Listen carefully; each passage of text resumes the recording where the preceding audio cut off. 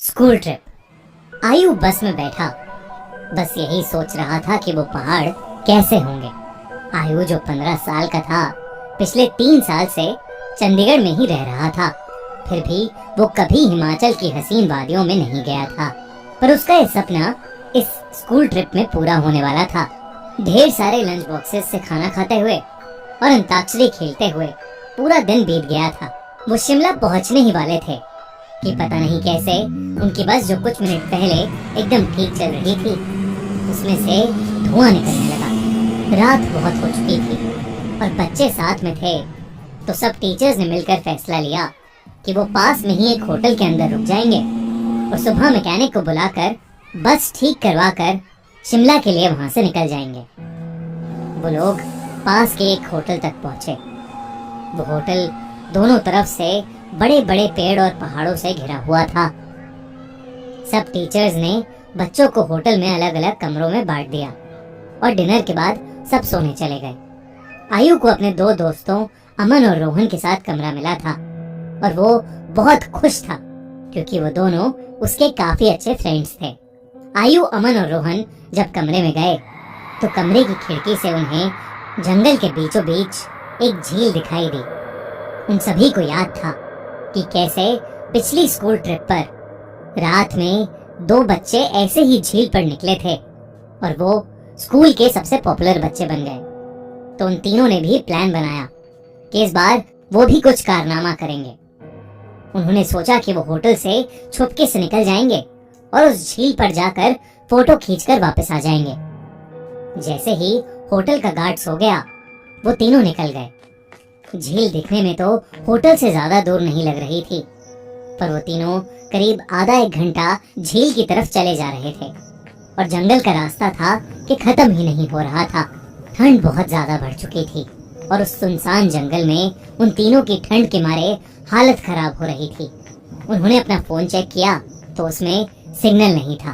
तब उन्हें लगा कि उन्हें झील का प्लान कैंसिल करके वापस होटल चले जाना चाहिए। अपने फोन की फ्लैशलाइट के सहारे वो वापस होटल का रास्ता ढूंढने लगे। रास्ता ढूंढते ढूंढते अमन और आयु, जो रोहन के थोड़ा आगे चल रहे थे, जब पीछे मुड़े तो उन्होंने देखा कि रोहन वहां था ही नहीं। तभी उन्हें अपने पास में से किसी के भागने की आवाज आई। वो बहुत घबरा गए, पर क्योंकि वो रोहन को अकेला नहीं छोड़ सकते थे तो उन्होंने उस कदमों की आवाज का पीछा किया। वीरान और घने जंगल के बीच वो उन कदमों की आवाजों का पीछा करते गए, जो कुछ मिनटों बाद बंद हो गई। रोहन उनको अभी तक नहीं दिखा था और अमन और आयु अब बहुत ज्यादा डरने लगे थे। लेकिन तभी उन्हें ऐसी आवाज आई कि मानो कोई जमीन खोद रहा था। वो धीरे धीरे उस आवाज के पास गए और झाड़ियों के पीछे से उन्होंने देखा कि और कोई नहीं बल्कि रोहन ही जंगल में एक गड्ढा खोद रहा था। उन्होंने डर के मारे रोहन को पुकारा। रोहन उनकी तरफ मुड़ा और उन्हें गुस्से से भरी आंखों से देखने लगा। उसकी आंखें एकदम काली पड़ चुकी थीं, जैसे किसी ने उसके अंदर से आंखें ही निकाल ली हों। अमन रोहन के पास गया और उसने रोहन के कंधे पर हाथ रख के उससे पूछा कि उसे क्या हुआ है। लेकिन रोहन के कंधे पर हाथ रखते ही रोहन अमन के ऊपर चिल्ला उठा और रोहन ने उसे एक बहुत तेज धक्का दिया। अमन काफी दूर जाकर गिरा। रोहन के अंदर कोई अजीब सी शक्ति आ चुकी थी। आयु भागा भागा अमन के पास गया। रोहन अब आयु की तरफ आगे बढ़ने लगा, पर जैसे ही वो आयु के पास आया, रोहन को अजीब से दौरे पड़ने लगे और वो बेहोश हो गया। आयु उसको होश में लाने की कोशिश करने लगा और जैसे ही रोहन होश में आया, उसने अमन की तरफ देखा और जोर जोर से चिल्लाते हुए कहने लगा, वो अमन के अंदर है। तभी आयु ने देखा तो अमन सर झुकाए नीचे बैठा था। उसने अचानक से अपना सर उठाया और उसकी आंखें भी बिल्कुल काली पड़ी थीं। इससे पहले आयु और रोहन कुछ कर पाते, अमन जो कुछ देर पहले तक चोटिल था, वो उठकर जंगल के अंदर भागने लगा। रोहन और आयु ने उसका पीछा किया और फोन की फ्लैशलाइट में देखा कि अमन एक खंडर की तरफ भाग रहा था। करीब जाकर उन्हें दिखा कि वो खंडर दरअसल में एक बहुत पुराना घर था जिसे देखकर ऐसा लग रहा था कि वहां सालों से किसी इंसान ने कदम भी नहीं रखा था। दोनों बहुत ही डरे हुए थे और उनकी आगे जाने की हिम्मत नहीं हो रही थी। पर अमन को बचाने के लिए आयु और रोहन उस खंडर में घुस गए। ऊपर के एक फ्लोर से उन्हें एक आवाज आ रही थी। वो उस आवाज के पास पहुंचे तो जो उन्होंने देखा उस पर उन्हें विश्वास ही नहीं हुआ। उन्होंने देखा कि अमन बेहोशी की हालत में हवा में लटका हुआ था और एक बूढ़ी औरत उससे बात कर रही थी। उस औरत का चेहरा बहुत भयानक था। उसकी आंखें एकदम काली थीं, खाल लटकी हुई और बिखरे हुए सफेद बाल उसे और डरावना बना रहे थे। वो दोनों उस औरत को देखते ही वहां से बाहर भागे। वो औरत भी उनके पीछे पीछे आने लगी। आयु और रोहन जल्दी से सीढ़ियों से नीचे उतरे और उस खंडर के घर के दरवाजे तक पहुंचे।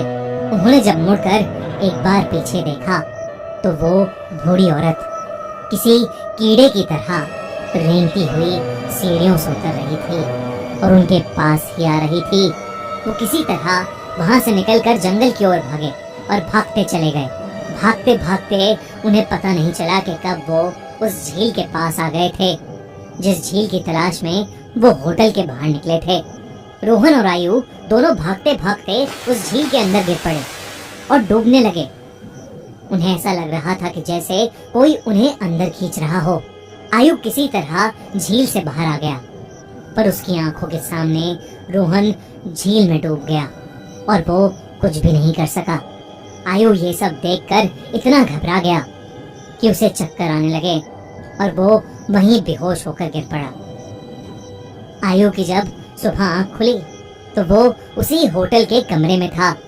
वो भागकर बाहर गया तो बाहर पुलिस की बहुत सी टीम्स थीं और जमीन पर सफेद चद्दर में लिपटी हुई रोहन और अमन की लाश पड़ी थी।